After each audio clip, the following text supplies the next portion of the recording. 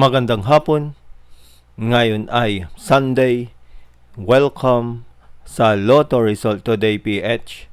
Narito ang mga resulta para sa 5 PM draw, June 14, 2026.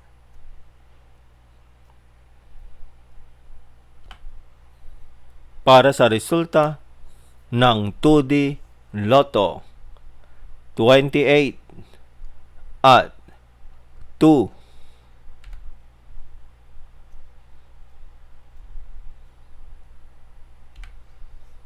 Heto naman ang resulta kaninang 2 PM draw.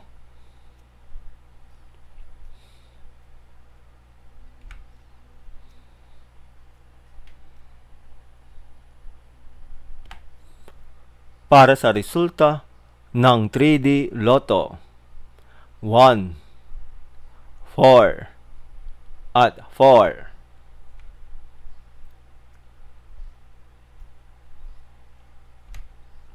Heto naman ang resulta kaninang 2 PM draw.